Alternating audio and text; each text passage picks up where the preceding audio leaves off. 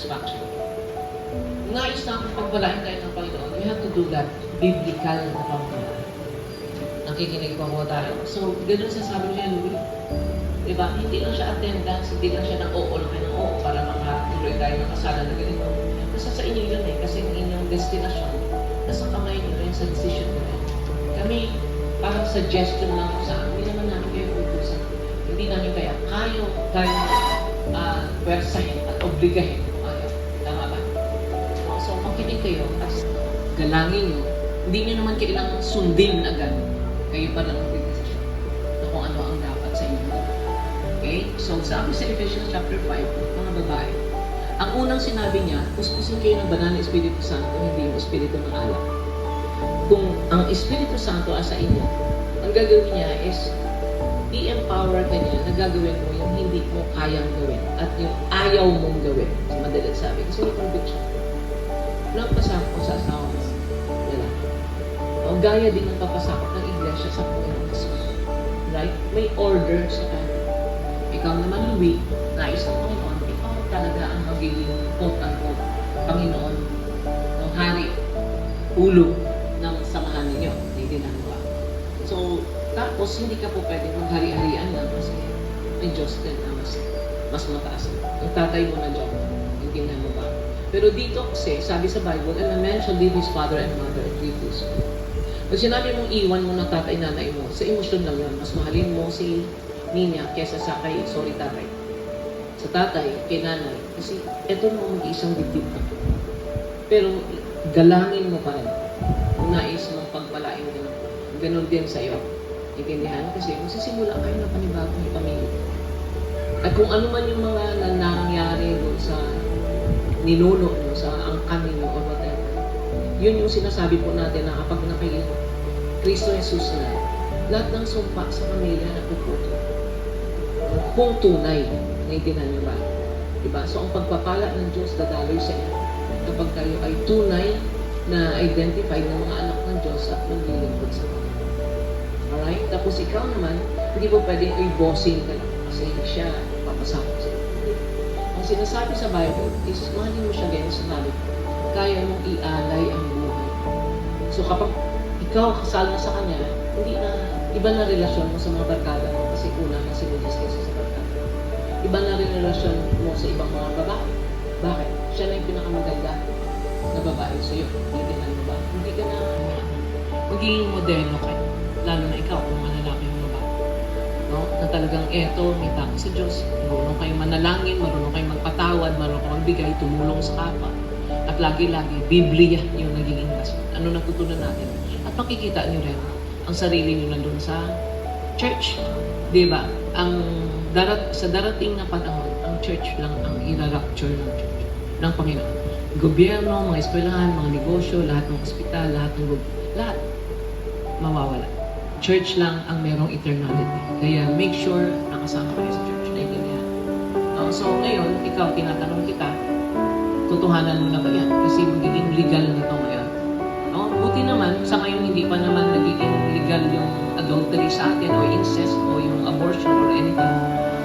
Pero kaya pwede pang ipakulong si Mr. o kaya si Mrs. kapag medyo nahuli ka na naman yan. Pero iba, tanggap nila. Ang ibipunan natin, gano'n kung ano masama, tanggap, masaya.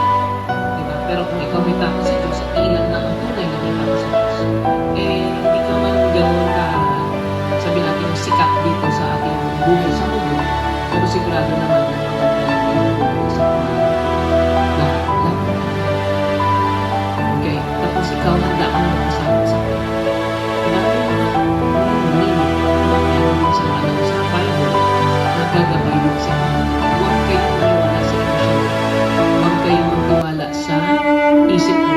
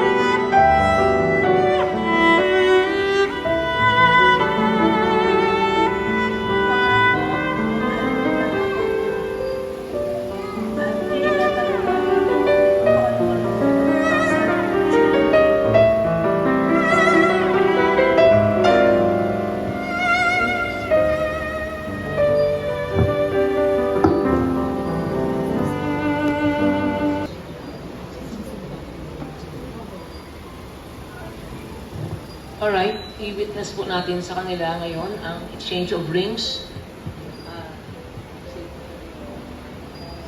Ako si Luis Recto.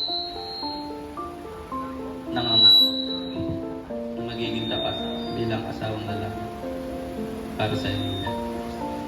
May sakit na o ugali niya. May pera o maayos ang pamamay kay kanila. Nagiging mabuting asawa ang sila hanggang mamatay. Tulungan ako na wala.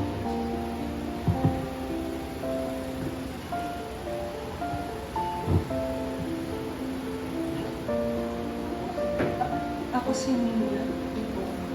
Ako si Nina Angelica Navarro. Nangangako bilang asawa ng babae. Mamahalin ka, paglilingkuran, pagsakop sa iyo. Sa hirap at namin, may pera o wala, anumang pagsulong, kasama mo ako, hanggang kamatayan. Tulungan nawa ako ng Diyos. Amen.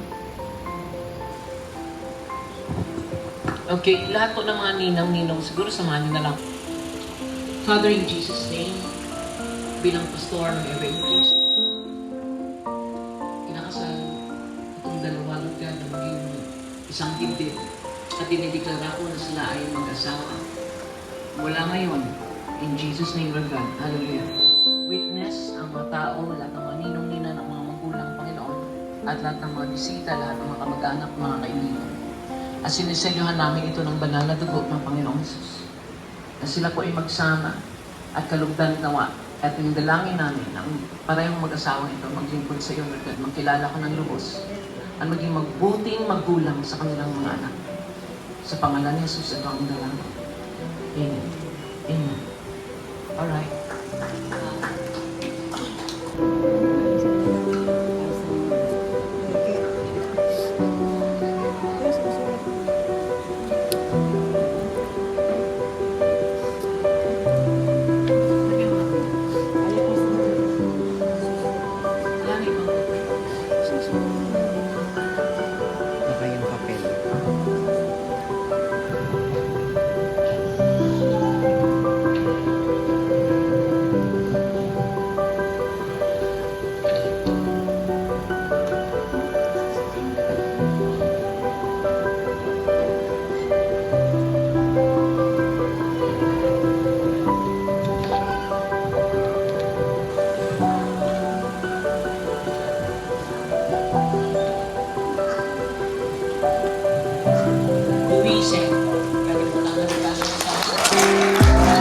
This is the moment been waiting for. To finally you'll be mine. I'll promise to Allah we'll love you eternity. I'm gonna hold your precious hand. Let your